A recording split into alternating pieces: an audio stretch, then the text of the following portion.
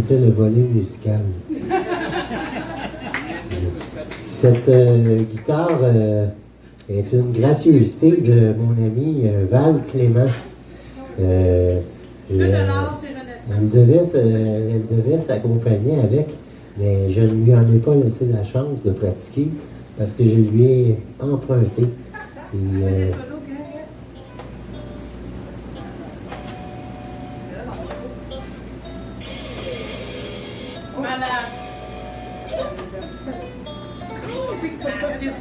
mais on va entendre.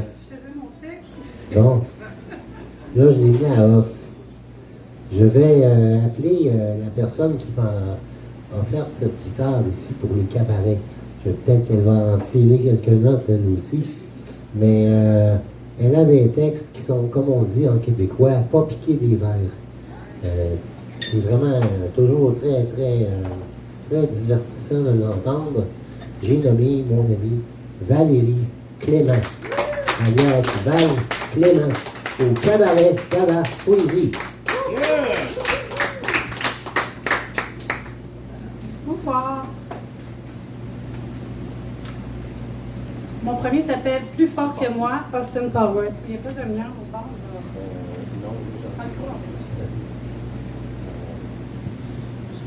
Ouais, c'est correct quand même. Plus fort que moi, Austin Powers. Je n'y peux rien, c'est plus fort que moi. J'ai beau essayer, ça ne veut pas s'en aller. Qu'est-ce qu'il a de si particulier? Je ne sais pas, c'est mon Austin Powers à moi. En plus beau, je vous assure, c'est son mojo qui m'allume. Ce qu'il me dit, ça n'a pas d'allure, ça s'en va tout droit dans le mur. Mais c'est plus fort que moi. C'est mon Austin Powers à moi. Plus fort que moi, c'est son mojo qui m'émoit. Je n'y peux rien comme un destin qui ressemble à un festin, qui donne mal au cœur le lendemain parce que c'est toujours comme la fin entre chaque fois, ça mène à rien.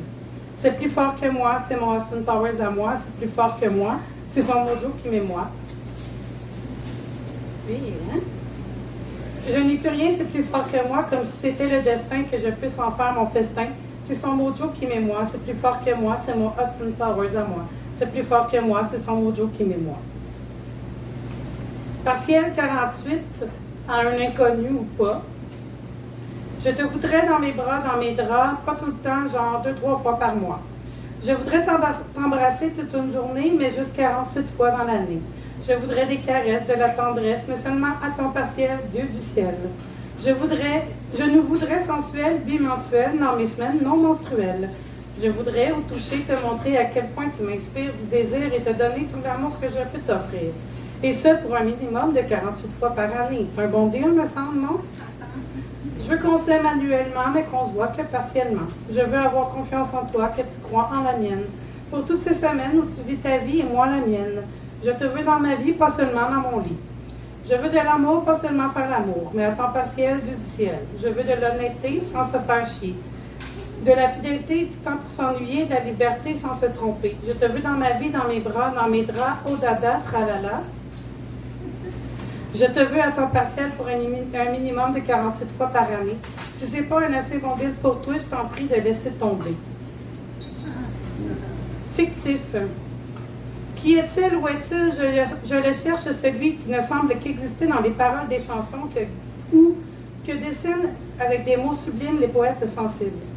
Si l'amour se décrit de ces façons si jolies, sur de si belles mélodies, puis-je en avoir moi aussi, mais elle et elle aussi?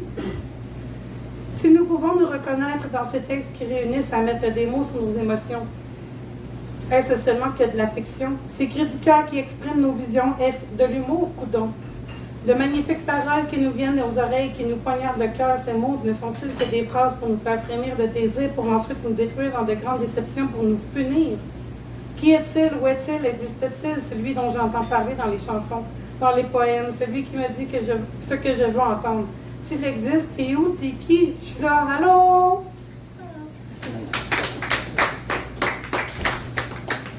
Ça t'intéresse même pas. C'est assez facile de faire semblant qu'on trouve ça intéressant. On peut même faire comme si on comprend, puis avoir l'air d'en savoir suffisamment pour ne pas avoir l'air trop innocent. C'est de même qu'on se fait attraper par ceux avec qui ça ne va pas marcher. Ils font leurs intéressés, mais ils n'ont qu'une seule pensée, et c'est celle de copuler. On devrait les voir venir avant de les faire venir, si on veut un avenir et pas seulement que du plaisir.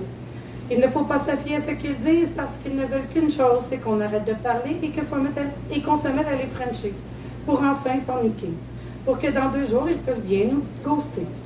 C'est si facile de faire semblant de trouver quelqu'un d'intéressant, d'avoir l'air de comprendre et faire croire qu'on en sait suffisamment pour ne pas avoir l'air trop innocent. C'est de même qu'on se fait avoir avec des histoires d'un soir. Pisser debout. J'ai envie de pisser. Je suis bien, je suis dans un parc, mais il pleut. J'ai un toit de tôle, le son est le fun. Puis je suis bien assise. Mais Christ, que j'ai envie. Il n'y a pas de toilette, juste des buissons, maudite merde, il fait clair et je suis pas un garçon. Je t'avais de me pisser dessus et je ne vois aucune issue. Il ne fait pas assez noir dehors pour que je pisse derrière la patinoire. Mais là, la pluie sur la tôle, c'est bien joli comme petite musique, mais ça l'aide pas à oublier mon envie de pisser. La pluie s'est arrêtée, mais pas mon envie de pipi. Alors je regarde autour, je me dis c'est ton tour, je cours derrière le buisson, j'ai croisé mes doigts, que personne ne me voit en arrière du buisson, culotte baissée, les fesses cachées par la patinoire. Accroupie, j'ai enfin pissé, yeah! C'est là que, pour la millième fois, je me suis dit, je veux un pénis calice pour pouvoir pisser debout, c'est tout.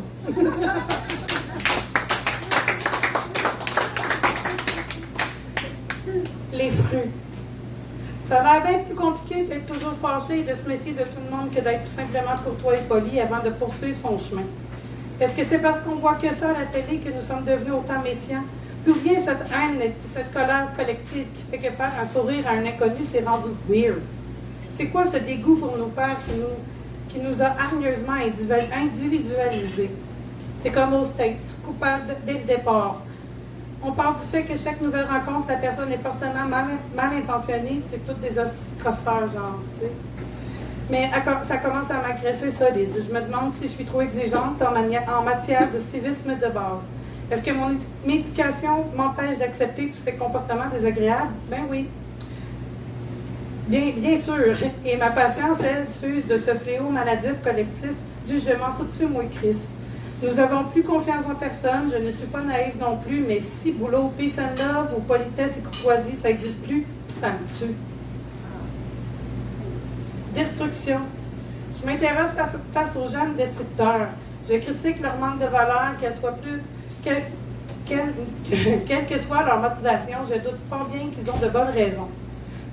Ont-ils besoin de défoulement parce qu'ils ont trop de rage en dedans? Ne sont-ils pas que des copies de ce qu'ils ont appris?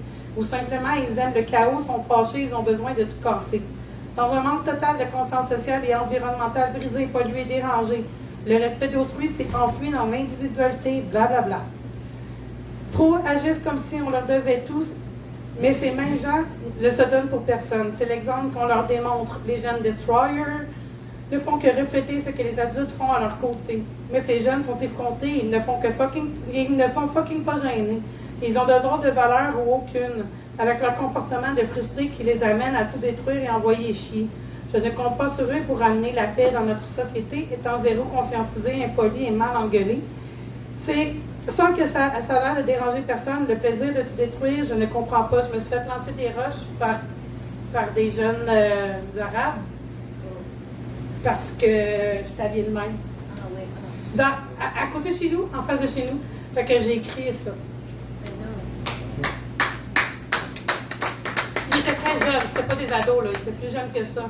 Mais je comprenais pas. Les ex-amis sexuels.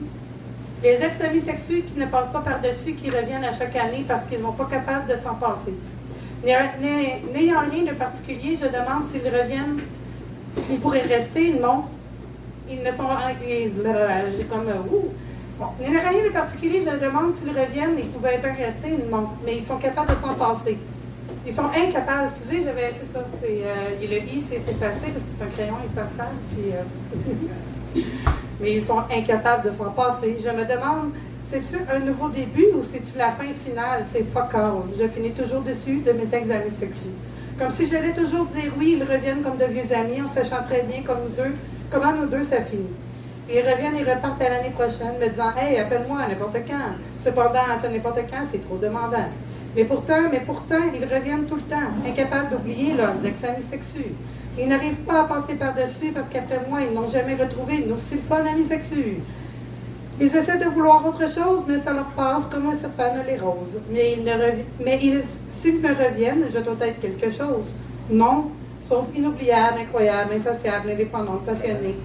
Et que je me sers d'eux pour le plaisir, sans leur mentir.